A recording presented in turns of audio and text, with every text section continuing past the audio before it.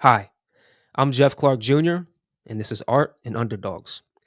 Today I'm joined by an old friend, goes by the name of Henry Pena, or as I like to call him, Henry Pena, an award-winning artist who's created national graphics for various companies like A&E, AMC, BET. I'm going to keep going. MTV, NBC News, Sci-Fi, MGM Plus, used to be Epics, to name a few.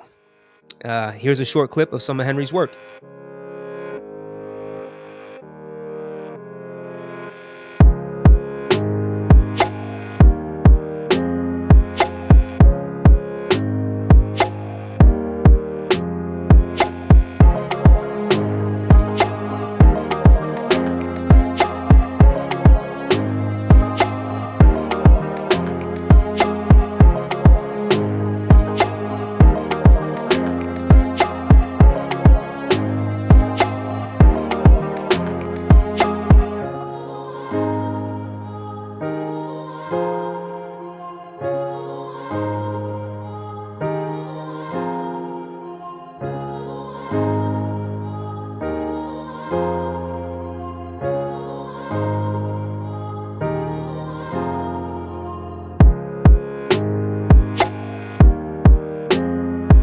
Henry Pena.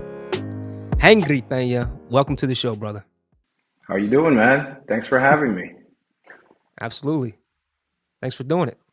So yeah, I just want to give people a background of how we met. Um, so we met in 2007. Um, I was fresh out of the neighborhood playhouse, auditioning, trying to get a job, broke, and I was working at Best Buy on Fifth Avenue, which didn't pay much, by the way. But I was trying to get my foot in the door and land a TV job, either acting or with art, with motion graphics and design. But anyway, I applied to many different positions, and one was the Sci-Fi channel. This is before SYFY channel. This was actual SCI-FI channel, right? And your design director at the time was Calvin Chu, amazing guy, amazing director. Taught me a lot of things. He called me in for an interview, and it was the only place to call me back. And the interview went well, and I landed an entry level job in your department as a banner coordinator, which is just a glorified way of saying I make lower thirds for sci-fi. Uh, so it was the promos and marketing department, I believe, and Yep. you were already there. You were the very first broadcast designer, right? Which is just another way of saying motion designer. Um, it's the same responsibilities and the same creative, and yeah, that's how we met. So I started there, and you taught me a lot about the lower thirds and how to do the ingesting, as they used to call it. Right? Is that it? Yep. Ingesting. Yep. That's exactly what they Yeah, said. yeah, and it was on this it was on this separate computer, like the standing computer. It was like this Hmm. old school, like out of date computer, and you would make the lower thirds or the banners, as sci-fi called them, on your computer, and then you would put them in the drive or a server, and then you go over to this other old ass computer, and you would ingest it that way, so it would air on the network. That's Does that sound great. right, or Yep. did I Yep. just Yep. destroy that? No, that's no. That's pretty much the Okay, responsibility that we had at that so time. yeah, so that's how we met, and you taught me how to do all that stuff. So you were kind of like my first mentor in motion graphics in a way. Oh, Besides Calvin Shu, yeah. who was the director there, design director. But anyway, let's talk about you, Angry Pena. All right, let's go further back before we met, and let's learn about you. So my first question is, where did you grow up? So I grew up in this neighborhood in uptown Manhattan called Washington Heights, um, in the 80s and 90s. It's a neighborhood north of Harlem. So for those who are not familiar with the area, and it was New York City in the 80s, 80s and 90s. It was kind of pretty dangerous and lots of drug dealing. Like I was not in the nice part of the neighborhood,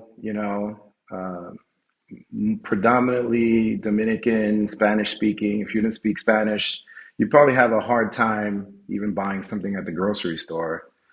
Kind of helped later on in life because I ended up being, fully bilingual my whole life. So that was kind of cool. But it was definitely not easy.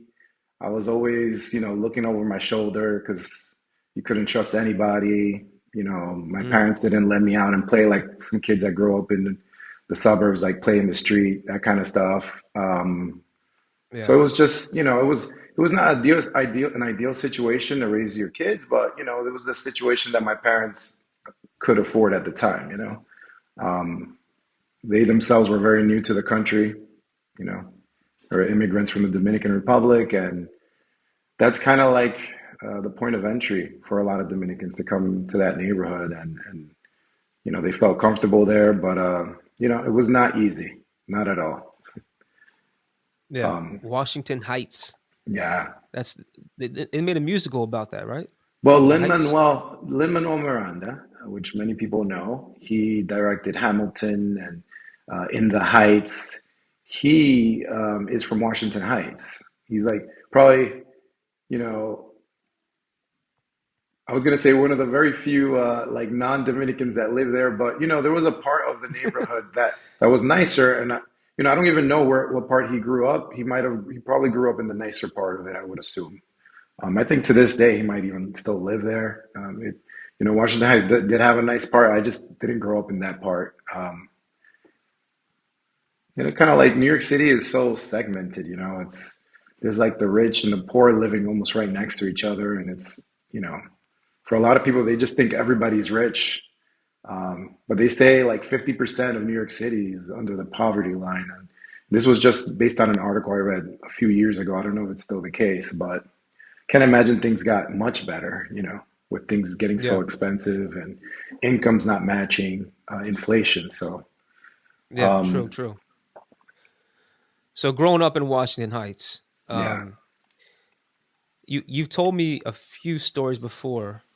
Is there anything you want to share with the people who don't know too much about that neighborhood and that area of Manhattan? So, yeah, at least at Just that a story. time, Yeah, you just a story know, you remember. Yeah. I always call it the pre-Giuliani time, right? Like, Yes, that's it's, true.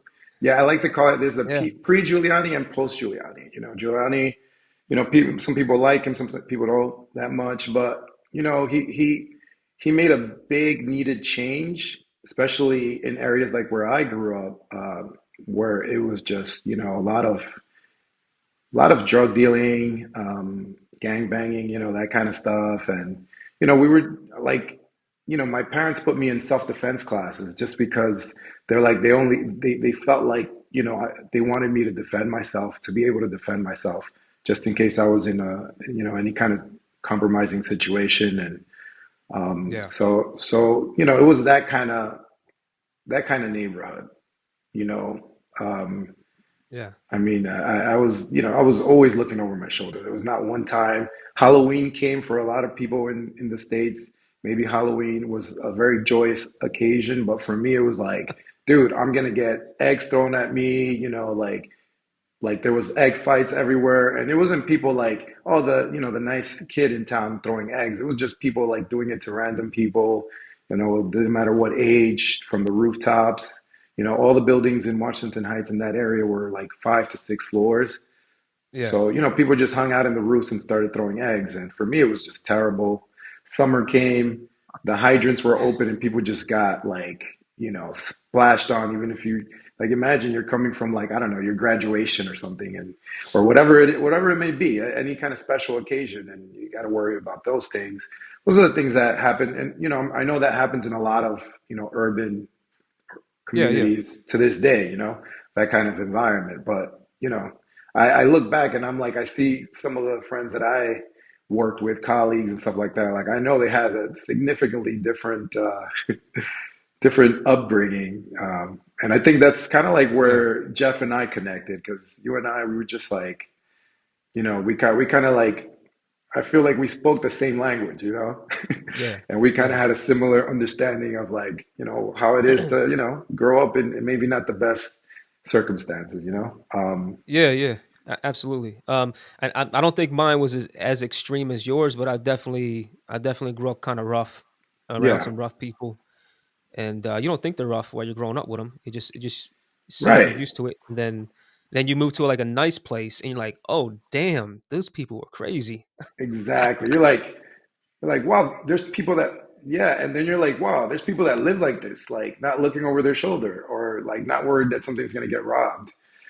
I had I had one story that I remember just coming like it would be some random kids. I remember I was like 14 maybe, Yeah. 14 or 15, and like these are kids that you grow up with in the neighborhood, and I remember he we didn't know it at the time, but someone came into the house, and my dad had this jar. Actually, my mom had this jar with like all this change in it. I may have been 13 actually, and we I guess we came home one day and it was missing, and like my mom and dad were like, "Who stole this or whatever? You guys take this, or you guys where'd you guys put this change jar?" And back then, dude, we were so poor that change jar meant a lot. Right. Like you would take the slip covers for the change and put them in the covers and take it to the bank and try to get dollars. You know what I mean? Like Right. exchange it Right. Right.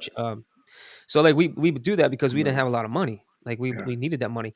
So I guess one of the neighborhood kids, who I was friends with, came in the house. We used to have people in the house and stuff, hanging out with us kids. So one of the kids actually stole that change jar Hmm. out of the house, and it's just like stuff like that if Like you grow petty up in a good stuff. neighborhood, that stuff doesn't happen. Like it Right. just Right. doesn't Right. happen. And Right. so like I was like, oh damn, I guess someone, because it was obviously someone I knew, and we found out who it was. They stole like a bunch of DVDs, video games. They stole like a bunch of stuff, including that change jar. Right. But anyway, yeah, it's stuff like that you don't realize when you're growing up, and Yeah. then you get older. You're like, dang, that's it wasn't the greatest neighborhood, Right. Right. but yeah. So where did you go to high school? So before that, I actually wanted to talk to that to add to that. Yeah, go ahead. Your story. So growing up, my parents, they were just, they were immigrants. They didn't speak English. So, they kind of just, we lived in a predominantly Spanish neighborhood. So the best way to make a living was either working at a factory, making minimum wage, or, taking off on their own and having some kind of small business.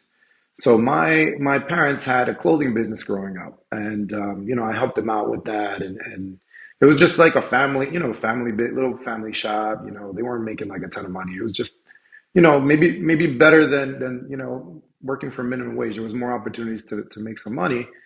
But it's crazy because so our business had gotten robbed once when we weren't there, right? I was maybe, I don't know, 8 years old or something. I don't remember exactly the age. And like during that time, that wasn't uncommon. But we weren't at the business, so it was like, okay, we got robbed. This is not a big surprise, but we can continue going. And then my parents, like about 3 years later, it was a little bit, more serious because we were actually at the business, me, my little brother, and my parents, and we basically, because you kind of have to let everybody in the business. You can't be like, oh, you guys can come in. So these four gentlemen, gentlemen, crooks, I guess you could say, they just came in. They came in, and I remember it vividly that they, one of them came to get me and join, have me join my parents and try to tie us up with hangers because we had those wire hangers. They undid them and Yeah. used them to tie us up. Damn. It was crazy, and What? all four Damn. men had like large handguns. And they Ooh. were like asking my father for where the weapons were because they assumed that we had weapons. We didn't, Mm. because in New York City that's illegal. But they stole large amount of cash, and because you have a business, you're gonna have to have some cash. There was an all cash, That's mostly crazy. cash business. And my little brother, it definitely affected both of us, but maybe him a little bit more because he was a little younger at the time. Yeah. Um, so it was just, seeing my mom cry, like it was like with a gun in her Yeah, I head. You mean, know, it was something that I wouldn't wish on anybody.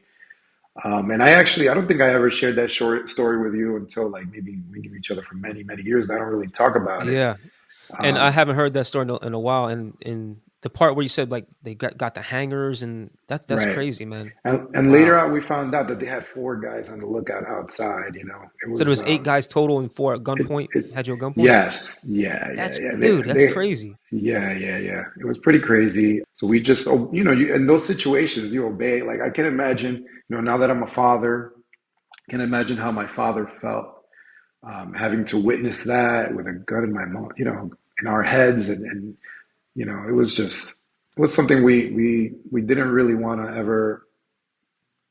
Uh, we didn't even talk about it amongst ourselves. We kind of just moved on.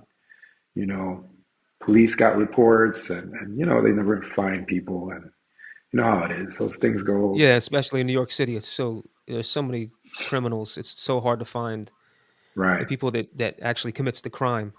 It's right, very right, right. difficult Yeah. because obviously the criminals outnumber the police and the detectives.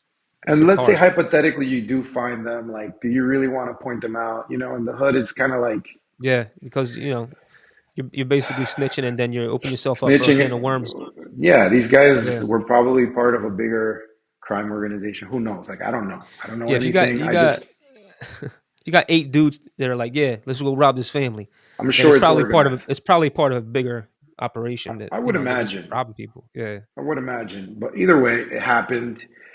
It was part of me. Wow. I think, you know, we moved on, and you know, everything. You know, they say, I mean, some people think that everything happens for a reason. What that reason was, I have no idea. But definitely made us just be cautious, not be too, you know, trusting of anybody. Yeah. Yeah. Of course. You just Yeah. grow up that way. Like I know, I don't. You're like now. I live somewhat in a somewhat suburban area, and people are like so trusting, and I'm like, They, why? I barely even know you. Like, why are you so trusting yep. of me? Like, it's I don't like. I just even if I know you Yeah. for I two mean, years, I know you for 2 years. I can't. I don't trust you that much. yeah. Yeah. You know what I mean? Like, it's a Oh little man, different.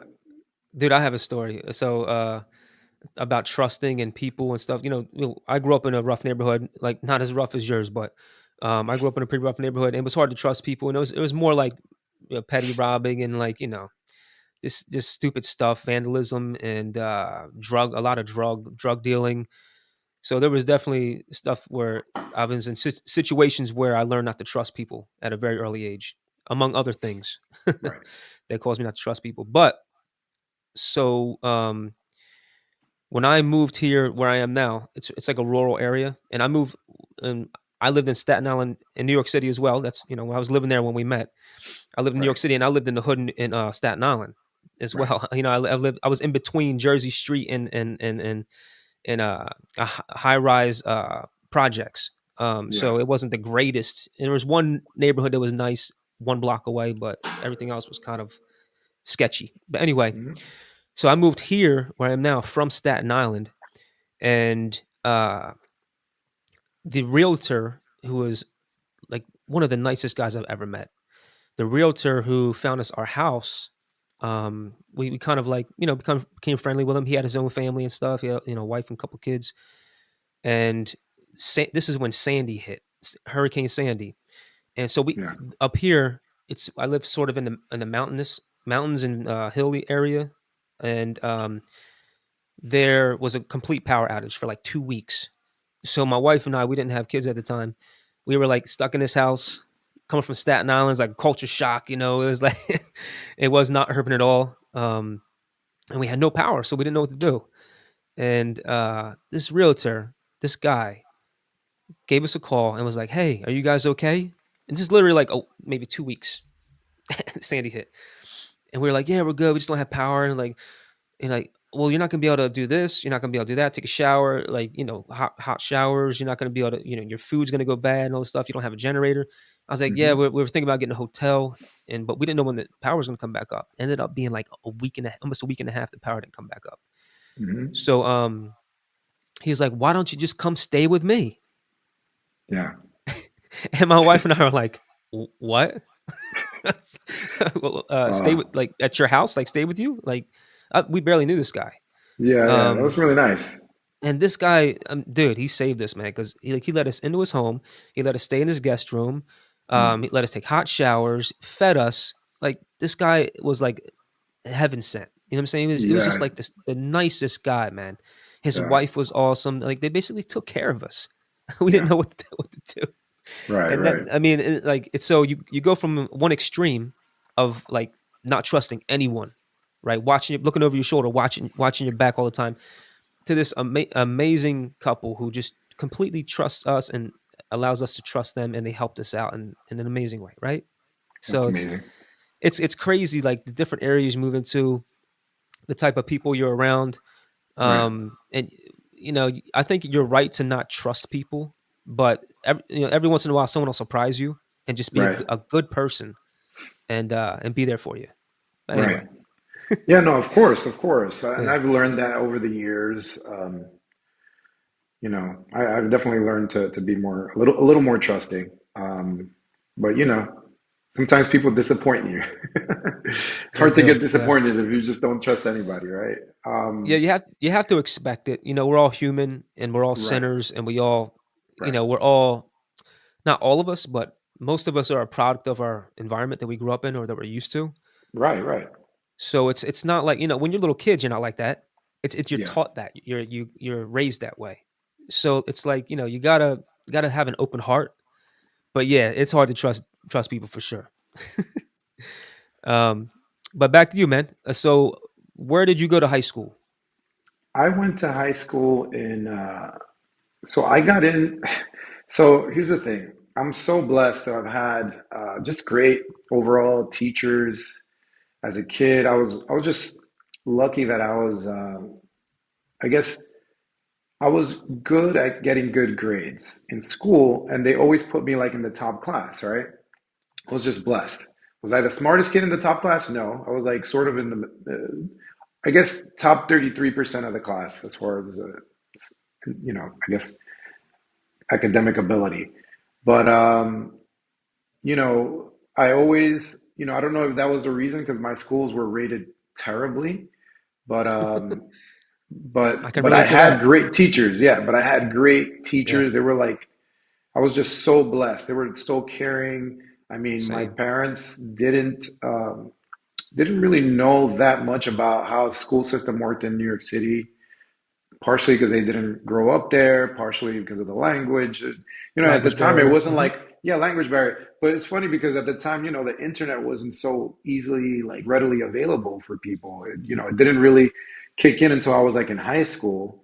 True. So, growing up, everything was word of mouth. So, everything is word of mouth in a neighborhood where everybody is lower income and doesn't really know much, then you don't really have access to like the best things.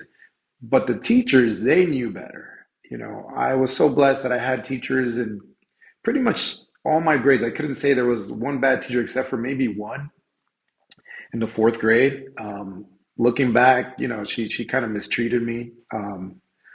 But other than that, all the other teachers were just looking out for me. They were always looking out for me, and they were like, "Oh, they saw potential in me." So it happened all throughout grade, like elementary school and middle school. And then when I was finishing towards the end of my middle school year, I had to choose a high school. I could have gone to my zone high school, which wasn't that great, but I had these amazing teachers. One of them, I still remember Mr. Feldman. He worked on ensuring that we got ready to get into the top specialized schools, which were Brooklyn Tech, Bronx High School of Science, and Stuyvesant, New York City. And he made an effort, which, I don't know if he was getting paid extra for this or not, but we were coming in early after school to get ready to be prepped for this exam. And, he helped me get into Brooklyn Tech. And then I had an art teacher. I was also good at art, which is what was my passion. And she guided me to getting into LaGuardia High School of Music and Art. I had the choice that I could go to one or the other. And I was like, man, my heart is with LaGuardia High School of Music and Art. in performing arts, and you know, I honestly I didn't even know it was that great of a school until like maybe while I was there. But I took the exam, um, got in, and it was I mean it was the biggest blessing. It was the biggest blessing looking back. Like Wow. it was a What? I mean you could say it was a pivotal moment in my life because if I would have gone to high school in my neighborhood, maybe I wouldn't have had the same opportunity, the same guidance to Yeah. go into the art world to actually consider that as a career, you know? Because Yeah. I So knew I wanted to draw and paint, but my parents were always guiding me like, "Yo, you should be an architect. You should be an architect because artists don't make money." As a lot of parents, yeah, I you know, they're trying to look out for you. heard that before. Yeah, Yeah. So a lot of people don't know what LaGuardia is. LaGuardia is a special type of high school. Can you just explain what LaGuardia focuses on with kids? sure. So LaGuardia, it was kind of made famous in the early 80s. They had a movie called Fame. They also had a TV show, and it was a school with a lot of, where it's, you know, some of the most talented kids in New York City.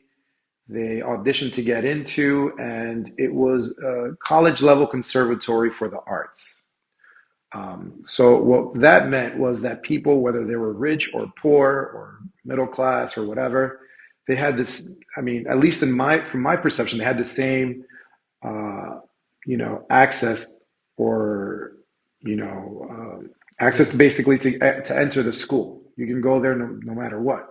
You know, they might Right. have had other metrics that they followed, but to my understanding, you know, it was very diverse. It was so diverse, racially, socioeconomically diverse school, and and that's basically that's what the school was, and that was my experience there. It's And so you basically had to yeah, yeah. Go ahead. so you had to submit a portfolio to get into that school for your art. Submit a portfolio that my middle school teacher helped me out, Miss Hacker.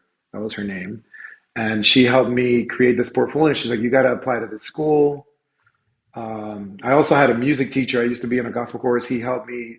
He encouraged me to go there for music, but I didn't want to go that route. I was like, all right, let me focus on these two things, and even though I always loved singing in the gospel chorus, it wasn't like I was like I'm not going to make a living out of this. My voice is not Yeah. that great. It's just good enough to be in a chorus, sing with other Join the people and club, have fun, pal. and have fun. No. Yeah, yeah, just to have fun. Um, but you know, I got into LaGuardia. It was amazing. Which Learned. is a big milestone, man. That's a big I deal. mean, looking back, yeah, and coming from my neighborhood, it was like such an opportunity to go there. And then to meet people that were not all the same like me, like, you know, Yes. people from different backgrounds, like meeting people that were like, you know, racially mixed, people that were, which I only knew Dominicans pretty much growing up, Yeah. for the most part, or other Latinos. And then I was like, yeah, like, it was like my first time making a white friend. Yeah, you know, I was like, oh, you know, I just, they weren't in the neighborhood that I was in. It wasn't that diverse. Yeah. So it was, I loved it.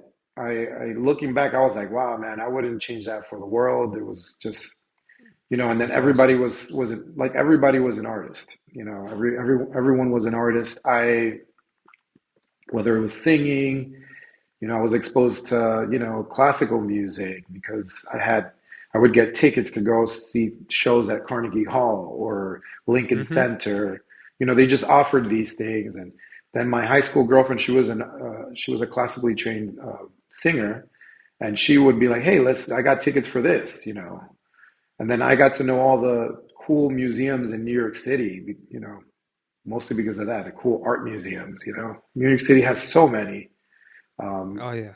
and people know about the big ones, but there's so many even smaller ones that, Yeah. you know, a lot of people Absolutely. don't go to.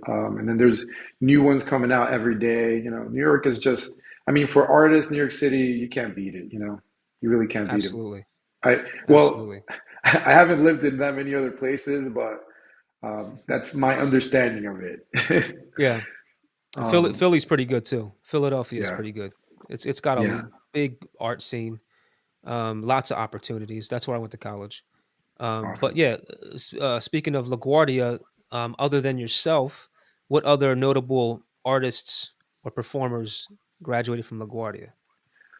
So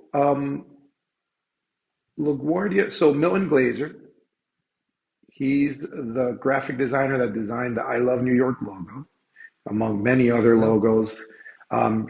That's I mean, as an artist, that I think that's pretty awesome. He also went to the same college same university that I went to, which is the School of Visual Arts. hmm Um, and I only would have gone to, I only went to the School of Visual Arts because I had an art teacher in my high school that told me, Henry, I think you should check out the School of Visual Arts. She went there and she thought that that'd be a good place for me. And I basically, I went there.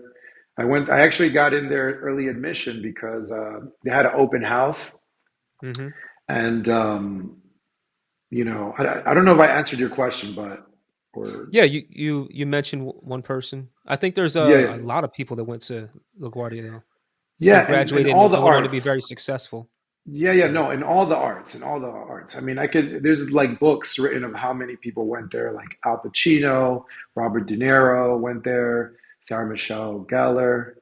yeah. Um, one of my classmates was Nicki Minaj. Um, And she was an you actress know, at the time. she was Actress. a drama major, correct? She was a Yep. drama major, and I mean, I would have never thought that she, would be a rapper. I didn't, Yeah. she was probably doing all this stuff. A lot of the drama majors were also singers. They were good at singing. They did, True. all, A lot are. yeah, they were going back and forth. And some of the voice majors in my high school were also, acting as well. Some of them were in movies, even while they were in school. I had a friend that was like, he was a guitarist for Casey and JoJo, the All My Life Yeah. song that R was the R and huge B in the band. 90s. Yeah, yeah, the Yeah, yeah. R&B band in the 90s, and Unbreak My Heart with Tony Braxton. He was, playing guitar for all these great musicians and traveling the world while he was going to high school with me. Um, So cool. yeah, Yeah, so and it's a he took very it. respected school, respected Yeah, high I school. mean, Yeah. it's crazy because when I was going there, I had no idea, and I got to know little by little. Yeah, when I was growing up, we didn't have stuff like that. We didn't have high schools like that. We had a vote tech, but it was in like a couple towns over in Salem. That's where I was born, Salem, New Jersey. But but yeah, so we didn't have stuff. We didn't have high schools specific for art, but I did have good art teachers. So when you were at LaGuardia, did did you know by I don't know what year did you know I want to be a motion designer? Was it like your freshman year, No, sophomore? Like, no. This was when that you see that teacher that told me, "Hey, you should check out School of Visual Arts." I didn't know I wanted to be a hmm motion designer. I just knew I wanted to be an artist. gotcha. She was my mixed media teacher. She was doing like, we were doing college level, like we were drawing nude drawings with nude models at the age of 16. Like we were doing the same thing that kids do in college. Yeah. And I was doing it at 16. So yeah, she was my mixed media class instructor. And she was like, Henry, I think you'd be good at that. That was like my junior year in high school. And check out SVA. They have a great program. And I looked at all their programs, and I was like, man, VFX could be kind of cool. And then I looked at motion graphics and graphic design in general, and I ended up getting in early admission at one of their open houses because I already had a portfolio. Like some people had to go out of their way to build a portfolio, but I was building, like Right. it was prepping me to go to art school from since I Yeah. was a freshman. The portfolio was just okay. Let me just pick my best pieces, and that's it. Like I had when I was in high school, I also was the lighting technician for the gallery, so that was kind of cool Okay. as an artist. That Yeah. was something that I did as an extracurricular activity. That's cool because that's a very specific and important skill as an artist to understand lighting. Yeah, and I didn't even know at the time that it was going to be so useful. I had no idea, like using soft lights, spotlights. Like I got to learn about all the different floodlights, all kinds of lights that. It's funny Yeah, because and I how don't to think they use. Yeah, sorry, what did you say? no, no, I was gonna say how to use lighting as far as like when you're drawing in scenes. Do you know what I mean? Like Exactly, that exactly. that that's a great skill to have, man. Yeah, I got to learn the human anatomy. Like I took those kind of Like I got to draw muscles, um, Yeah. like literally draw the muscles of the human body and as like the internal organs as well, not just the outside. So that was, I mean, I thought it was a great foundation for Absolutely. what later became my career. I, it was just a blessing that I had all these people in my life that sort of guided me. And not just that, like I think, looking back, I thought I was pretty good at choosing what things I should listen to because growing up in in the hood, there's so many wrong ways that I could have gone. I Oh could yeah. have, you get presented with so many opportunities like, hey, you can become part of this gang. And, you Hmm. know, you don't even think about it. Like some people that don't grow up in the hood don't understand it. They don't empathize with people that belong to these gangs. They don't empathize at all. They don't understand. Hey, you grow up in these rough neighborhoods, you know, being part of a gang seems very appealing, especially in the 80s and 90s, because you're like, man, I got protection, you know. Was it a good thing? I don't know. For some people, maybe it was better than being at home in an abusive household. I was blessed I had good Right. parents. Um, Obviously, a lot of them were into crime, and my parents were very, obviously against it, and they guided me into, being, a good citizen overall. I couldn't, Yeah. but I could have easily gone the other route. My parents could have easily been like, "Hey, you can go hang out there and kind of raise yourself," and then they didn't do that. So those are, my parents. I owe everything to them. And Yeah. it was just a blessing. And then I also, and then I listened to what, because sometimes kids don't listen to their parents at all. Yeah, it's true. um, I, I didn't always listen to everything they said, as every kid, but I tried to pick all the good things, Absolutely, man. No, you're and definitely blessed with great parents. yeah, S- and then Um. the Catholic Church, I grew up in that, Okay. that was a good foundation. I think, it Yes. is it is 1,000%. something. Yeah, yeah. It helped me with prayer, kind of like just praying in general, like, Yeah. getting together with your thoughts and just, Yeah. you You have to know, humble yourself before God, and I think yeah, when you do that, it makes you a better person because you're not worshiping yourself or other people, other individuals. There's a higher power that gives us this strength and this motivation and these passions to be better people. I think. yeah. And to believe in the unseen, and like what you don't actually physically Yeah. see, but Have just faith. believe that, have faith in Yeah. something other than yourself. Absolutely, man. And, and That's a big part of that's a big part of my personality and who I am. Yeah, my character. yeah, yeah. I can relate to that. Yeah. So I just wanted to go back to your when you were in college, did you have a job when you were going through school? Yeah. So, oh yeah, like as I mentioned before, I did. My first job was, helping. I guess helping my parents out in their business. Um, Okay. Folding clothing in their clothing business. Talking to customers, and I was pretty young, just helping them out. And Yeah. then um, I used to work in the summer youth employment, which is, I don't know, for those people who don't know, in New York City, they have these programs, and I didn't know at the time, but they were specific to people that were of lower income, and it offered, and I think it might exist today. They offer you jobs within your community, um, to basically give you something to do in the summer. And I was blessed with the local community. It was called Alianza Dominicana, which means the Dominican Alliance in English. And they were able to position me. They offered me jobs, and I'd applied for them, and I was able to get a few gigs different summers. At some point, I got a job at the WIC office, which for those who don't The what know, office? WIC, WIC. What's It that? was a acronym. I don't even know what the acronym stands for, but what they do is people, women, W might be for women, because I think it was for Okay. mothers who needed checks. They called WIC checks. And Okay. this is, it might be a specific to New York City thing, because they needed help because they were lower income. They needed help from the government. and I worked at that office where they came in and they verified that they actually were lower income and they needed they needed help from the government to buy food stamps and things like that. Basically, those checks were for food and formula and things like that Gotcha. for Okay. lower income mothers. Um, I I don't know see. if it was I just see. for mothers, but I think it was. I think it was predominantly for mothers. Um, Yeah, we just called that welfare.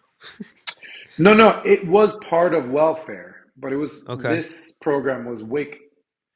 I think it was It's a part of separate welfare. I it's a didn't know all the separate program. details. It might have been a It's a separate separate program. program that works with welfare to help lower Yes, income lower households. income. Okay. Got Yes, you. it was a WIC Yeah, no, office, I but haven't heard of that. So you yeah, just helped out with that company? yeah, just clerical work, simple Yeah. stuff in the Okay. summers, and it's and then in high school I also worked at a corporate law firm because so it's funny. I did the lighting for the galleries. There was a job that one of my art teachers gave me, um, but she also gave me a job that was a paid job working for her husband's corporate law firm in Midtown. And that was pretty cool because it was, they were like a very well to do corporate law firm, had millions of dollars in the books. And, I used to, and I only know because went through all their statements and all that as part of my job there. And I was like, wow, man, this is amazing just to have a sneak peek into that life, that Yeah. kind of See how like, much money's getting thrown around over there. Yeah. yeah, it was essentially like Suits, like that show Suits. Okay. They That was basically on did was that. that USA Network, right? USA Network, which is funny I that remember that. we worked at Sci-Fi USA. So yeah, it was Yeah. basically like that show Suits. And I had a after school, for a few hours I helped them out and they paid me, a little bit, Nice. little stipend. That Yeah, was yeah. kind of cool. So that's when I found out as much as they got paid, law wasn't really for me. And that was in high Jeez. school. Especially, Yeah. I mean, I guess if I would have done anything, corporate law would have been, it seemed very attractive, but not my thing. I was an Not artist. your yeah, not your Not my cup of passion. You tea. gotta stick to your gut. Yeah. Yeah. And that it's funny Um, because I don't know if that was like if that's an American thing to push people to do their passion, but I'm happy that they did that because my parents always told me, do what you love. And you always, you won't feel like you're working ever, you just feel like yeah, you're doing your passion. So that's that's how true, I man. ended up doing art for a living. Um, that's a great story. Pretty cool jobs. Oh, Some pretty one cool more jobs job. compared to others. Oh, go ahead. Yeah, Go ahead. one more job. When I was in college, I worked as I had many jobs, but I wanted to give a highlight to the patient escort. I worked at this medical center in the Bronx called Jacoby Medical Center. And that was also for kids it was called work study, which you might have heard. It was a program also for, I guess, families that were of lower income. That was Hmm. while I was at School of Visual Arts. They offered work study, and I was eligible for that. And I worked at the hospital as a patient escort, and that was pretty cool because I got to walk around in a jacket, kind of like a doctor. Some people thought I was a doctor while I was working there. I got to transport patients, escorting them out of the hospital when they were done, entering them into the hospital, checking them in, transporting blood. One of the craziest parts was that when people died, I basically took them to the morgue within the hospital. I don't know if Oh I ever wow. told you this. What was that like? That dude, it was pretty crazy. I had to become a little numb to it. It was a little scary because it's a freezer. It's basically a huge freezer full of post-mortem bodies. Like, it's Oh, insane. that's crazy. Yeah, That's and I did that crazy. for I did that, I feel like for like 9 months. I did that on the weekends. So yeah, Wow. I've never um, even heard of that type. That's a crazy job. I've never heard of that. I've yeah, never heard of yeah, that yeah. job doing that. I don't think I might have never told you that. Yeah. Nah. So Did that you was ever did you ever yeah. did you ever have nightmares of one of them coming alive? Just like popping out the No, freezer. but my dad even told me like, dude, like I'm glad you like when I quit that job eventually. He was Yeah. like, yeah, you look, like I could see it in your eyes that you were a little like depressed. And I don't think I Yeah. was depressed, but like I looked, different, after seeing that, like it was, Yeah. you have to become a little numb to it. And I remember seeing this lady. I have this vivid memory of a lady that I didn't bring her, but she was already in the morgue. I brought another person. And I don't know if she had been pregnant or not, but she imagine like a lady that looked like Angelina Jolie, beautiful lady. Mhm. She was Okay. young, and her stomach was inflated. So I don't know if she died at giving birth or if it was like, when they try to Mm. resuscitate people, their stomach becomes inflated, Yeah, the you air, yeah, the know. air gets trapped. Yeah, and I witnessed that, like trying to resuscitate people. They have all these codes which I don't remember. Like, oh, like kind of like the way police have codes of whatever's happening. Yes, the 10 codes. Doctors, Yeah. yeah, doctors have those kind of codes. And Mhm. I witnessed somebody that they were trying to resuscitate, and they died, right in front of me. Damn. And it was just that was it, and then That's crazy. shortly after I had to take them to the morgue. Yeah, there's somebody that does that job, and that was my job, In college? That was your job in in college? college, and one of my Yo, college that's jobs. crazy. Yeah, New York is patient. wild, man. They call it a patient escort, and you hear Yeah. stories. So I was always in the ER too. So you can imagine in the Bronx, It's like, everybody. Yeah, yeah, yeah. I mean, you must have seen crazy stuff because crazy things that you don't it's see on the news, like kids getting a hold of guns, which you hear in the news every once in a while, getting a hold yeah, of yeah, guns and killing their yeah, sibling or something like that, like just by mistake because somebody, in the Bronx, you're not supposed to have guns unless you're law enforcement or right, somebody that right, works for the yeah, courts. Only those people have permits to get it. It's really hard if you're for you to get a permit for a handgun. So other yeah, people living in different cities, they think like, I can live in New York City because I can't be a gun owner there. But, it's one of those cities where people already get a hold of guns, they're gonna get a hold of them. They're gonna, they and get even a if they get got, a I don't know yeah, if you see the safe behind me, but I got plenty of guns in there. yeah. Um, but it's I the know thing is, well, criminals, they're gonna get guns. It's they're gonna do what they want. They're gonna find a way to get them. they get So them yeah, illegally, yeah, they're gonna but find a way. and then even people that are not criminals were getting guns just for protection because the neighborhoods were so dangerous. Yeah, yeah, Especially in the Bronx. Like, you can imagine how things were there. Um, yeah. all The sorts of stuff happened. boogie down The Bronx. Boogie Down Bronx, yeah, That's yeah, a crazy story, man. Thanks for sharing and it's that. Yeah. it's it's funny that I feel like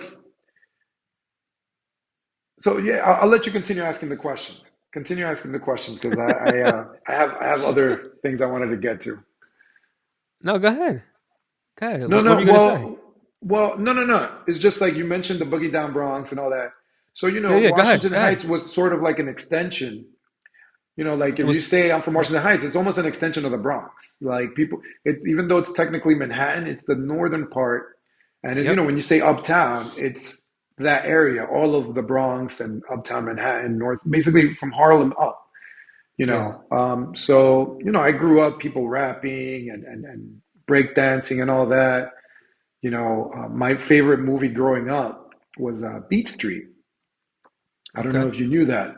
That's If the you knew that breakdance movie, movie, right? one of the breakdance Yeah. movies, I knew like everything about that movie because I just, it's not like now, like kids have access to streaming and all that, and the internet.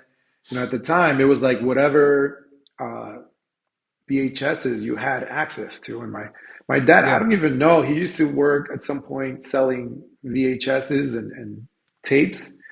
That was one of his odd jobs, and he brought that movie. He brought Commando, which was not kid appropriate for Arnold Schwarzenegger movie, and That's a he great movie though. bought and Alyssa I loved Milano. it. Yeah. Melissa Milano's in it. Arnold Yep. Schwarzenegger, of course, lead actor, Hmm. and Beast Street. Those were like my two movies that I would just watch on replay, partially because it was one of the few movies I had access to, and I Yeah. just loved them. I like it. I could watch them again and again and again.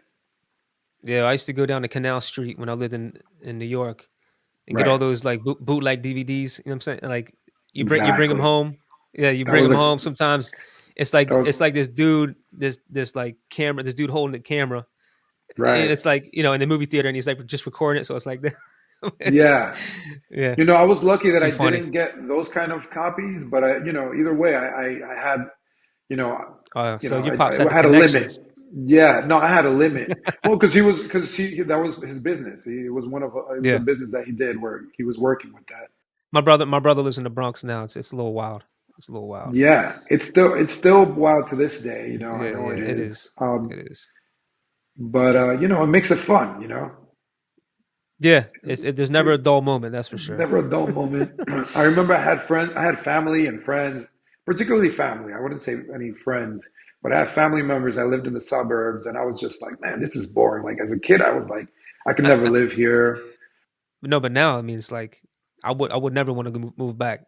I love where I live. It's like nice and quiet and chill, relaxed. Right, right, right, right, Yeah, right, right. I mean, the pandemic kind of prompted that for me because I was fine with living there, and then the pandemic happened, and I was just like, all we were seeing there. I was living in Midtown, like it was a ground zero for the pandemic, right? Because yeah, yeah, everything started sort of people started talking about it like, oh, there was like a person in Texas and a person in New York City that had COVID, right, for the first time, or at least that we knew of, and and it was just, dude, it looked like a scene out of Walking Dead yeah. because I was living in Midtown.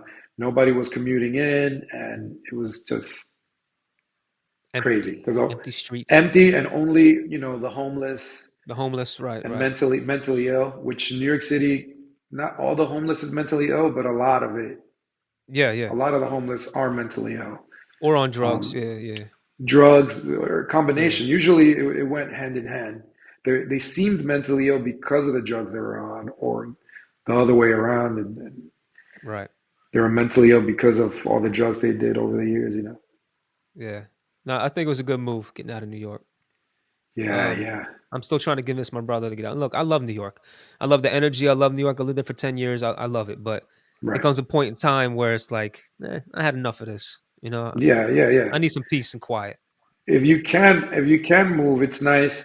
I mean, living in New York, especially starting your career out in New York City, like it's a blessing.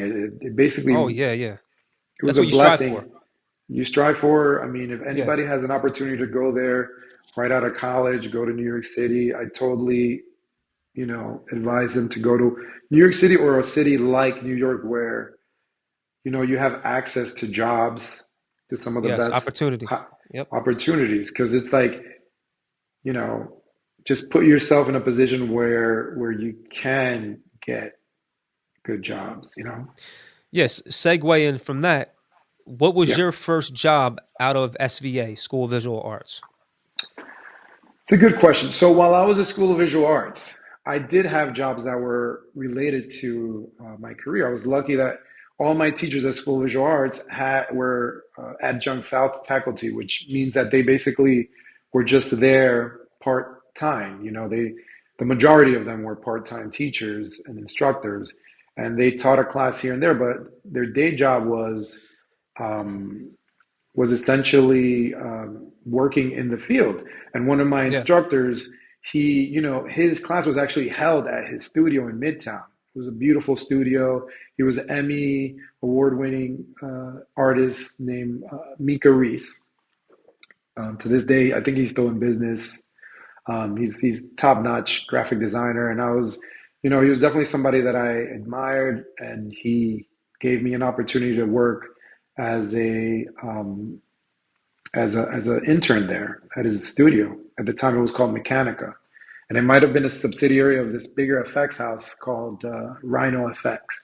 So on the same building, and Cool. I got to see, got to work on so many cool things for like Time Warner, just many different TV networks, and I got to do this thing called rotoscoping. So that was my first, you know, um, I guess, Yeah. The gr- experience. the grunt work. Yeah. The grunt work, yeah, Rotoscoping. but I got to see Tracking other and senior rotoscoping. designers. Yeah, I got to see other senior designers do their thing and me, basically be there as support while I was in school. And then that helped build my reel as to get me my foot in the door. And it's funny because it wasn't my first job, I mean, I guess it was sort of my first job in um, the industry? in the industry. And then that helped me get another internship, which was with Mm. this company called Perception. Oh Um, yeah. yeah, which a lot of people in the industry know Perception. They're known for a lot of the interface design for Marvel Studios and a lot of the Iron Man stuff. Yeah. Oh yeah, yeah. Which I think you worked on, right? Worked on So some Iron Man it's stuff. funny. I did while they were at MGM Plus at the time. It was called Epics, and Hmm. I worked on promos for those movies while it was Yeah, on the network. They actually worked for the in-movie UI, user interfaces yeah. for Iron Man, the Jarvis and stuff like that. So I got inspiration from some of their work, believe it or not, when I worked on promos for when the movies hit the premium channel that now is called as MGM Plus, but at the time it was called Yep. Epics. And I was blessed because I was able, I was proud of that particular gig that I got because I had a big hand in the overall look of that project, and then and I it was a lot of people worked on it.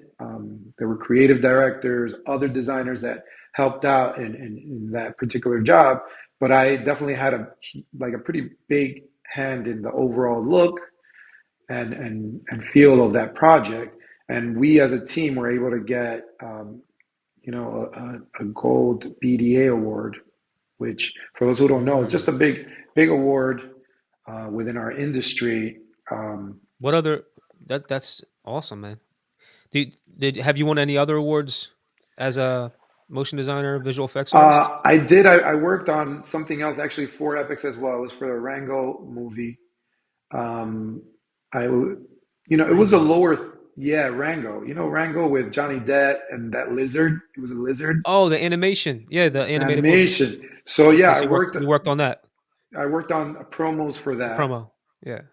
I worked on a promo for it, and I got an award. Actually, I got it for It's crazy for a lower third, you know, which is basically on the bottom part of the screen. I worked on the whole package, but the award was for lower thirds. That's And crazy. yeah, and it was cool Yeah. because it involved just a lot of cool things, 3D animation and stuff like that, and Yeah. so that I worked. I got a few other awards, but those two were kind of cool things, Yeah. um, Very and I nice. actually got to go to the ceremonies, and that was cool. I flew in for for that. Where'd you fly to? That was LA. They were Nice. in LA, um, and I had a design That's studio the at the time. Yeah, that's the Promax BDA awards, correct? yeah, the Promax BDA Awards. I went there for the ceremonies. I mean, if I'm not mistaken, the same people who run like the Emmys and all these other things, they also, I believe at the time, it might have been the same people. I could be wrong about that, so don't quote me. But I think it was the same people that organized all those events. They organized this specific to our industry, uh, to the advertising and TV industry. Yeah, I think they Um, changed the name of the Promax BDAs too. They changed the they name of did. the Okay. actual event. Yeah, I'm pretty Okay. sure they I did. didn't know that. Yeah, yeah. Yeah. But it was overall, it was a highlight of my one of the highlights of my career. Because Yeah. sometimes people don't trust you. It's not so much that they don't trust you. You just don't get the opportunity sometimes to work on certain jobs that allow you to have a lot of creative freedom, or that Yeah. just that you have the time to actually, sometimes they don't give you a month to work on it or a few months to work on the pre-production and No, and all especially these in things promos. and promos. So Especially in promos. I was given that Yeah. time with the Stan Lee jobs, the Marvel comic jobs.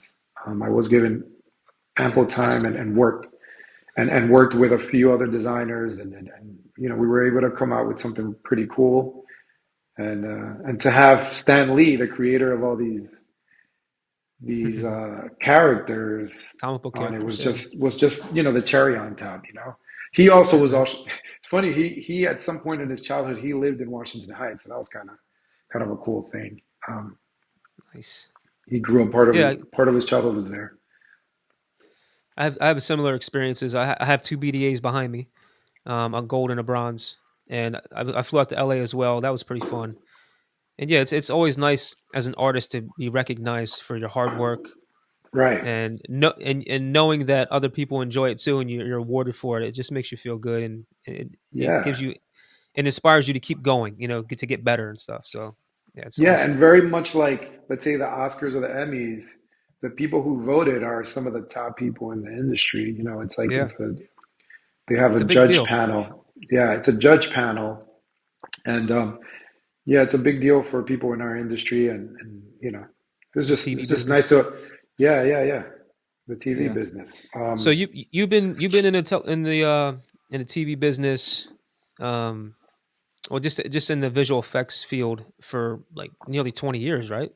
Yeah, about 20 years. It's such a What blessing that I was able to even just break into it and consistently get work. And Absolutely. and yeah. What inspires you to keep doing it? Keep going. That is a good question.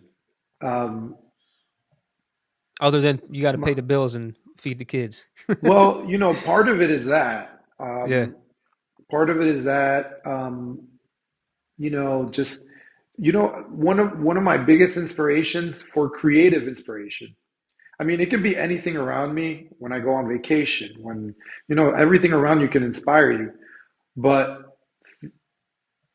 the Super Bowl, those commercials, the good ones, I don't think they're all amazing, but the really clever ones and the really good ones, those are, I mean, I mean, that really definitely inspires me a lot. Yeah. Um, That's a good example. That's a really good yeah, example. I would have never thought that, but yeah, that's true. That's very Super true. Bowl. I mean, the commercials. I'm not like a. I know you're a fan of football, but I'm. Yeah. I wasn't that into sports. Period. Baseball because I'm Dominican. I had to love baseball. It was like I had to be Yeah. in it, and I was very familiar with all the rules and everything growing up, and I played in little league and all Yeah. that. But football wasn't a big thing. But when it comes to the Super Bowl, obviously the halftime show is kind of fun for me as the person who's not really into the sport. Um, Yeah. and then all the commercials. It's funny. I go in specifically for the commercials. Yeah, they're always the best commercials of the year, I feel. Yeah, yeah, yeah. And they have huge budgets. When I see people that have, pretty large budgets, and then you see that they don't do the best that they could with those budgets, I kind of, I'm like, wow, why didn't you hire somebody like me or some of my friends that in the industry that, could have come up with something a little better with the budgets you guys probably had for this. So, what's the hardest part about being an artist? Well, the hardest part is that basically most of the time you don't have to satisfy one person's taste, right? You have to create something. Many times it's out of nothing. Sometimes you're blessed and they actually give you a package to work with, a design package, a brand that already exists. Most of the time, there's something that exists, so it doesn't come out of nowhere. Many times you have a creative director that says, "Hey, look, I have these concepts. Can you add to this? Can you come up with your own concepts?" But at the end, it's not just my taste that I have to satisfy. I have to satisfy many people up the design chain or the chain of command, I guess you could say. It's not just one person. First, it gets filtered by the art director or design director or creative director. And then whatever they like, they have to show and present it to the higher ups, as you're so familiar with, Jeff. Um, Yep. and then there's also sometimes it's like four or five people at least that have to be like give the green light on the project. And Oh yeah. sometimes, depending on the client, sometimes they give amazing feedback that you like. but it's not always the case, right? Sometimes it's, you give them many options and they pick the option that you maybe weren't the biggest fan of. But Yep. you try to make the best out of it, right? You try to, roll with the punches, I guess, or however you would call that. Yeah, we're And definitely problem solvers. we're Hmm. problems constantly solving problems, and you got to make so many people happy. Yes. And a lot of people, even the people that are being I guess complicated about it or difficult about it, they might not even realize it, or many of them, were in my position, and they just want it to be the best job, um, and I try to make my clients happy. You're in a Yeah. customer service business. You try to make your customers happy, and that's basically what I think has kept me in business. That I'm never like, oh, we can't do this. You know, Right. I try to make it. I try to make it happen. Yeah. That's definitely one of the harder, difficult parts of being an artist. I totally agree with that. Last question for this segment. So, do you have any crazy stories about network TV, your career? Anything pop up in your mind? Crazy stuff that happened because behind the scenes, you hear about the actors and the talent and everything. Having parties or getting into fights or whatever, but it happens behind the scenes too. And I'm just Right, curious, right, right, right. if you've run Well, into look, I've anything. I've been pretty blessed that I didn't I haven't had any, at least not negative stories. Not too many. Earlier in my career, I had one experience where I had a boss that was just, he was unnecessarily, I would say, kind of mean about things. Just yelled a lot and was angry. He's like that with a lot of people, but I would say I was, at the time, I had a full-time gig. And, at the time, I was kind of like, okay, I just got to take this for a little bit. But I'm not going to complain about it because it was early in my career. And I was just like, you know what? I think I should work somewhere else. And I got my funds together. I built up a nice safety net, and then I went freelance. Um, Hmm. Hmm. that was kind of like the only time in my career, thank God, that was really bad. Um, and I figured out a way to get out of it, uh, cordially, respectfully, Yeah. and and I learned from it because after that I was like, well, I'm a freelancer now. Now I can pick and choose who I work with. I can't work with Mm. assholes. I think I know the story you're talking about. I think I I was know the like, story you're talking I, about. thank God, Yeah. after that, people, I've been blessed that almost everyone has been super, super kind.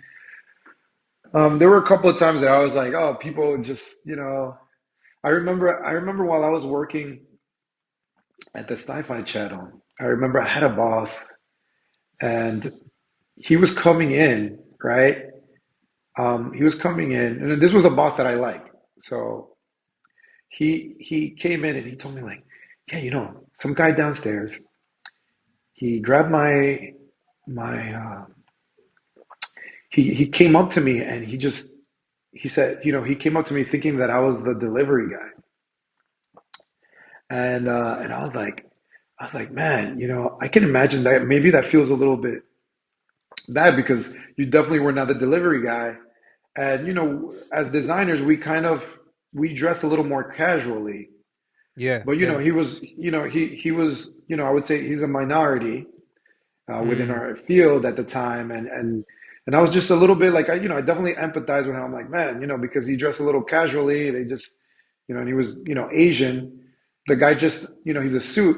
He just assumed he was a delivery guy. And he was just coming back to his desk to to bring his lunch, and Yo, he was people just going to people take the jump elevator. jumping to people jumping They to jump to conclusions. What's conclusions, up? and it's funny because it had never Yeah. happened to me. And then it happened to me once at a Oh, what happened to job. you? Oh, wow. It happened to Okay. me. It happened to me in my building. When I lived in Midtown, I lived at a dormant building. And one of my neighbors, thought that I that I was bringing lunch for them, and I was just bringing back to my apartment. And then it happened to me when I was working for a studio. The guy sent me.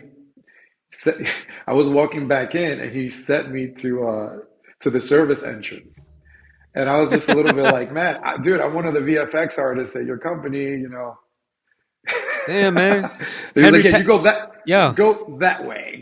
And then I kind of felt a little bit like, man, okay, this is how people see me Well, sometimes. why do you gotta look so suspicious, man? Why you gotta look like that? It's not so much it's just like, oh, right, because our Nah, industry nah, doesn't have Henry, a ton Henry, of Henry, Henry. minorities. You look suspicious. I'm just kidding.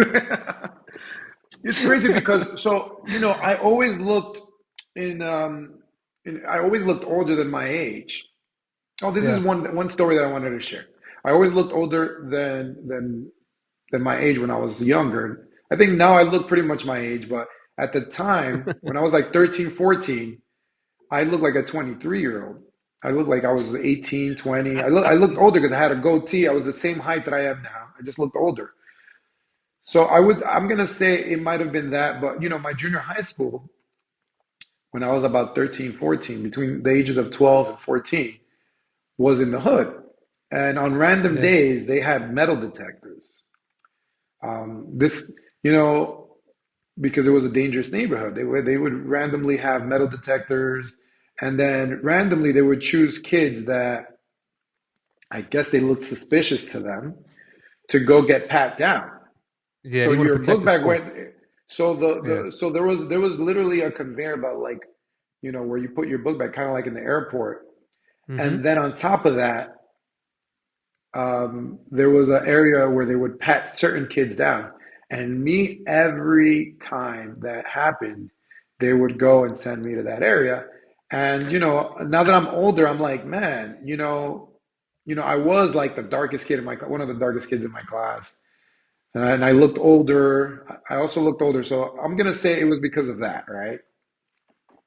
But it was just a little bit like, man, damn, okay, this again, like, dude, I was like in the nerdy class, nerdy kid, like, but they send me to Yeah, that yeah. that that area every day, and it was just like, I'm Pro like, yeah, was it profiling him your being ass. racist? Was he profiling me, or was he? Yeah.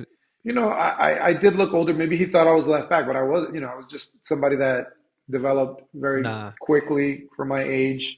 They're definitely Um, profiling your ass, looking like a 27 Probably. year old. Yeah, well, I looked older, so I Yeah, didn't yeah. I didn't think anything of it. When I was older, I was just like, man, that's life. Yeah, People do those that things. I mean, that does happen. Yeah, yeah. It's just funny Even because though, I just yeah, picture a 13-year-old Henry Pena looking 27. But yeah, I yeah. looked older, man, because I had a goatee, and I was 13, and I also was like five That's foot ten crazy. already at 13, 14. Yeah. So I was also a tall kid, and I was in martial arts, so I was pretty fit too. I don't know. Yeah. I didn't look my age. Mhm. Um, But anyways, Yeah, it yeah. just reminded me of that story, and I know that Yeah. Nah, I I'm hear sure you. that didn't happen in every neighborhood where there was metal detectors. Yeah. I imagine like that. And was that at LaGuardia High School? No, no, that was no, no. My high school was nah. My high school was nice. It was in junior high school, between the Oh, ages junior high of school. 12 and 14. Yeah, Got you. it was in the hood. It was in Dang. Washington Heights. Yeah. That was it. That was how it was. Dude, I didn't think growing up in the hood, I had no idea that that was what you called where I grew up. Like I didn't realize it was like it was just normal to me, like to be fear for your life, Yeah. dodging Crazy, bullets, man. basically, walking home and you know, luckily I was not involved in anything that would make people want to shoot at me. But there were Yeah, other yeah. Of people in the neighborhood, that did things, and you always hear like, "Oh, this guy just got shot," and course. Yeah, yeah. they come back with a limp because they got shot in their legs. They were involved in things, or they got locked up for a few days. Oh, I didn't see this so and so, Yeah. for a while, and there were a lot, there was because they were locked up, and a lot of people did time. People died young. Yeah, man. unnecessarily, Yeah. but you know, that's what they I- see, and everybody want, I would say a lot of people saw it as attractive to, maybe when they grow up be like a gangbanger or a Yeah, drug yeah. dealer When or you're whatever. young, Yeah, when you're young, you see those guys have, have money, what I'm saying, have nice clothes and stuff. So you're like, what do they do? Maybe I could do that too and not be broke yeah, all the yeah, time. yeah. Have money, the girls they and all that, Yeah, the girls too. Yeah, yeah. This is a good segue, actually. Another good segue. Thank you, Henry. Yep. Into the segment of this called the underdog. So this is what this podcast is about. You share a story. Um, I'm motivated and inspired by people who overcome adversity. Uh, I'd love for you to just take a moment and share an underdog story of your own, if you don't mind. Um, Something that that happened to you, maybe with the odds were stacked against you and you were able to overcome and push through. I feel like you've already explained a bunch of them. Being raised for where you were from and coming from where the type of environment you came from. So yeah, if you could just share a story. Well, I don't know if I have a particular story. I shared a few things. You know, it's kind of like what I mentioned before. You have this image where, like somebody not living in our hood, or in any hood, might be like, why do those people dress like that? Why do those people, want to wear these type of sneakers? Why do these people, the people that live in some of these lower income neighborhoods? And it's just because it seemed attractive. You walk around tough. You speak.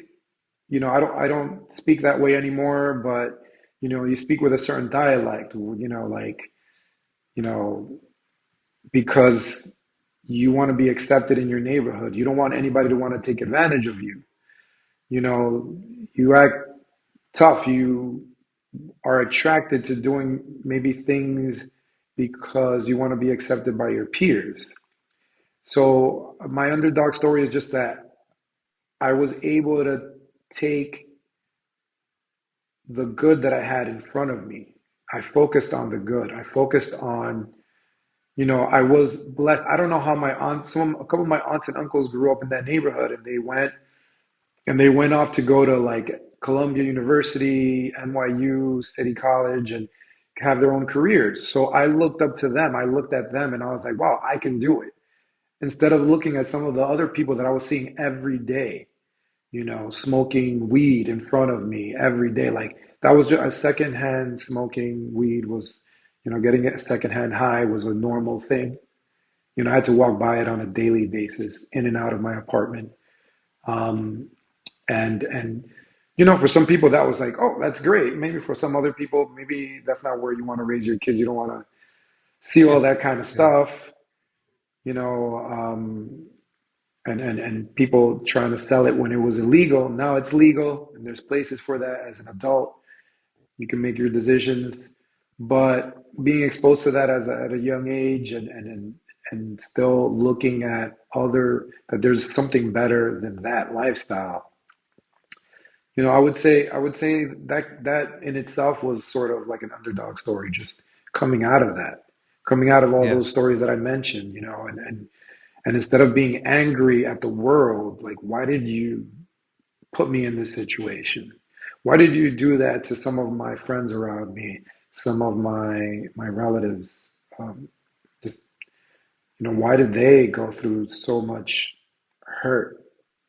You yeah, know, and I mean, and it can apply to anybody in different parts of the world. Now, I ask my question that question all the time, like, why do some people get more suffering? But I try to focus on the positive in everything. Um, Even my parents growing up in the Dominican Republic, where they lived, they didn't even. I mean, now they do. Now it's really relatively nice. But when they were growing up there, it was like, lots of poverty. Like they didn't, Yeah. I didn't even know this until I was older that they didn't have electricity. They they had like a meal, I don't know about a meal a day, but they kind of gave me the impression that everything was scarce, like food was scarce, resources were scarce, um, and and then they came to America and they just wanted to take advantage of all the opportunities that the U.S. had to offer. And some Yeah. people could go and knock and say negative things about the U.S., but dude, it's a land of opportunity. It's a blessing. It's a godsend. Yeah. And that's why Absolutely, man. so many people are trying to come here, whether it's legally or illegally, because of that, because they don't have Yeah. those opportunities in their countries. And it's not obviously, this is a whole other subject, but some people need to understand why so many people try to come here because they're running persecution in their countries, whether it's Cuba, whether it's Yes. um, through Mexico, which is not all Mexican people coming through. There's people from all over the world coming through Mexico, Right. and you can go out there and be angry at maybe the government not doing enough, but it is what it is. I don't know why the government doesn't do enough to secure the borders, but you have Yeah. to also be empathetic as to why a lot of these people are doing it. Why are these people doing it? Should they be letting people come in illegally? Of course not, right? Yeah. But it happens, and what can we do to mitigate those things? Different people have views on those things, and Yeah. Absolutely. you just Yeah. They need gotta, to secure. They need to secure the border. There's no of doubt about course, it. of course, But of course, of I course. definitely, I definitely believe that you're right. That we are still, as much as we talk, talk crap about the United States and all our problems with, inflation and all the rules and regulations on everything that are getting a little out of hand, and it's getting more Right, difficult to live and afford things. We are right, still the beacon of light in the world, and I think that people come here for the American dream. Not everyone finds it. A right. lot of people, can't push through and find the American dream, and they have a lot of odds stacked against them. You can't blame them for feeling that Right. way, but overall, we are still the beacon of light, and this is the place where you can push and scrape and claw, and if you try your hardest and you're a good person and you have a dream, you can definitely reach that goal. No Most doubt about it. definitely. Most And definitely. I am living proof of that, and your parents are living proof of that. You are living proof of that. If you just push hard and do your best, eventually, if you don't give up, eventually you can reach your goals for sure. Yeah, most definitely. Yeah. I'm Yeah, I'm trying to see where we go from this, but that's it, I man. That's think there's no that's it. I mean, that's the perfect underdog story. And like you said, you've already shared like a bunch of stories that people can relate to and be inspired right. by. So thank you so much. So what have you learned from uh your experience about coming from where you came from, that very violent neighborhood, rough neighborhood, and like you said, following those aunts and uncles who actually, you know, came out on the other side, who were successful. What did you learn from that experience? Well, I just saw that it was possible to grow, because I have aunts and uncles that were significantly younger than my dad. So a lot of them were only slightly older than me, right? And they came to the U.S. and they took advantage of a lot of the opportunities. And I learned that I can do it. That I saw myself in them. And I've told them before. I'm like, wow, it's amazing, because maybe if I didn't have that, who knows how I thought, how my perception of life could be. Um, because I know, I also worked in Washington Heights at some point in the after school program, and when I was in college, it was the Children's Day Society, because my uncle was the director of it, and I saw. I mean, growing up there, I saw it, but then when I was more of an adult, I was able to recognize like, wow, some of these kids, they're going home and maybe they don't have the best upbringing.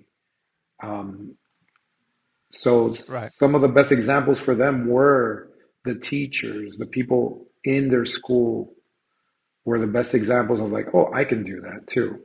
You know, their Yeah. parents weren't examples. Maybe their aunts and their relatives weren't maybe the best examples. You know, and I remember trying to mention it to them, try to inspire them, and then make sure that they try to stay on track. That you can pretty much do anything in the U.S. You can come from nothing and make something of yourself. Definitely, man. Thank you so much for sharing that story Yeah. and all of your stories. They're very inspiring, Oh, I to say appreciate the it. least. I'd like to move on to the final segment of this podcast. I don't know if you remember it or not, but inside the actor studio on Bravo. Do you remember that TV show with James Lipton Oh, yes, yes, back yeah, in the day? definitely. Yeah, Yeah. yeah, yeah. I mean, I didn't watch a lot of episodes, but I was familiar with it. I remember. So Yeah, this is the quick questions game. yeah, Um, I'll ask you 10 questions, and just give me your quickest answer, whatever comes to yeah. mind first. And here we go. What's your favorite film?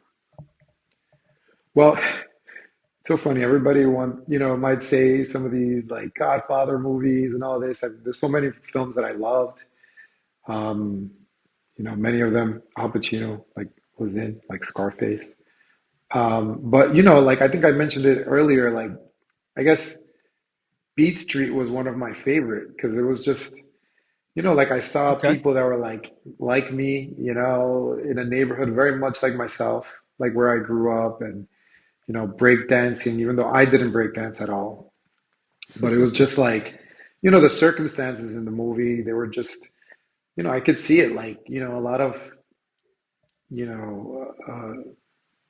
people trying to take you in the wrong direction and you having to choose between should I do that or should I not do that, even though maybe the not so positive thing seems more attractive.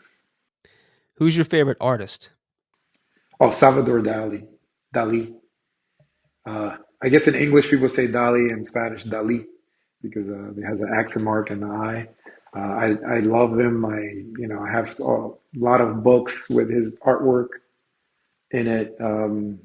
Just always loved his work. I love surrealistic art. That's the kind of art. If I were to continue doing fine art, I would probably lean towards that um, direction. Who's your favorite music artist or band? Hmm. I would say, now he's a bit more controversial, but growing up, it was the Michael Jackson. Uh, he was Yeah. just the most, he was like the most entertaining person. I definitely liked Michael Jackson the best when he was still brown, complexion wise. Um, I had a Yeah. poster of him. So I had two posters. I had a poster of him in this white suit in the 80s with Okay. his curly Thriller. hair, Thriller. Yeah. And I had another poster, believe it or not, uh, of Sylvester Stallone. And my and I Hey. believe the movie. I'm trying to remember what movie. It Now, must have now you're been. talking my language. Yeah, Slide. yeah. It might have been. It might have been either Commando. I'm sorry, sorry. I'm wrong. It was either Cobra. I think it might have been Cobra. It was Yeah. Cobra or Rambo. I think he had Cobra. a He toothpick. had he had the aviators and the toothpick. Exactly. He had the His toothpick in his mouth. toothpick, or it Yeah. was a match. It might have been a toothpick. I think it was that one. Yeah, yeah, yeah. What's your Like just yeah. Go ahead. what's your favorite sound? Sound. And by sound, what do you mean? Like, Whatever you think it means. What's your favorite sound? I mean, piano, just the piano in general. Okay. What's your favorite smell? Freshly baked apple pie or pumpkin pie, just those kind of things. I just like fresh, like, I love it. I Yeah, love the smell. that's a good answer. And we're coming up on that time of year where we have those, right? Yeah, yeah, yeah. What's your favorite, or excuse me, where's your favorite place to vacation? It would have to be hands down the Dominican Republic, and I'm a little bit biased because my parents are from there, and I'm just very familiar with the country. I've driven all around it, and it has, pretty much everything you might want on a vacation. What's your favorite curse word? It would have to be coño. And I Coño. don't know. I know you have a wife that's part Cuban. I'm sure you might have heard of that at some point. Yeah, yeah, yeah. Um, I've definitely heard that. Yeah. yeah, coño is definitely. It just feels like like the ño. It just feels like I'm definitely letting out the anger. Coño. Who do you look up to? Definitely my parents. My parents.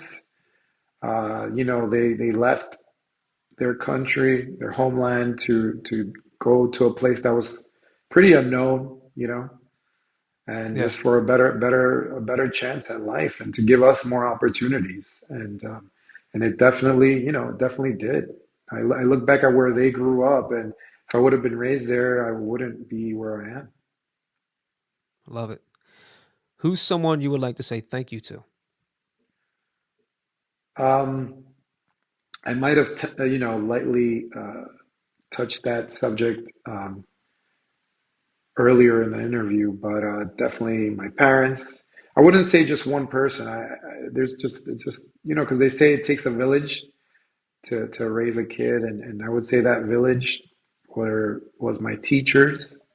A lot of my teachers growing up, they all were part of my story and part of guiding me in the right direction. My parents supported me obviously with food and shelter, but also not only with that, but like with so many other things in life, good Yeah, advice on life lessons, and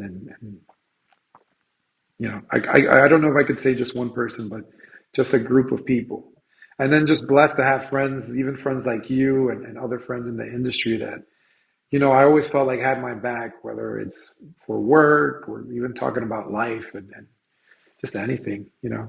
So it's yeah. nice. Last question. If you make it to heaven and you reach the pearly white gates and God walks up to you or Jesus walks up to you, what would you like to hear him say? That I, that I was a good all around human being, good father, good husband, good son, good brother, and and great parent. To be able to guide my daughters to that I was able to guide my daughters, hopefully, in the right path and the best path that I know. Um, so far, they definitely have a better start than myself. So I just hope, God would be able to say, "Hey, you did good, kid." Angry Pena, thank you so much Yeah. for being here, sharing your story with us. This was a fun one. I appreciate you doing this, man. So, what's the best place for people to follow your journey or to look up your work, maybe hire you, book you for some jobs? So I would say my website is uh, deluxestudios.com. That's D as in David, LUX Studios NYC.com. Okay. And obviously, in LinkedIn, you can find me. My name is Henry Pena, and that's the best place to find me. Um, We'll put a link on the lower third down there for you yeah, guys, yeah, that's probably so you that's can check probably it out. better for sure. Um, Yeah, yeah. Awesome. Well, again, Henry, thank you so much.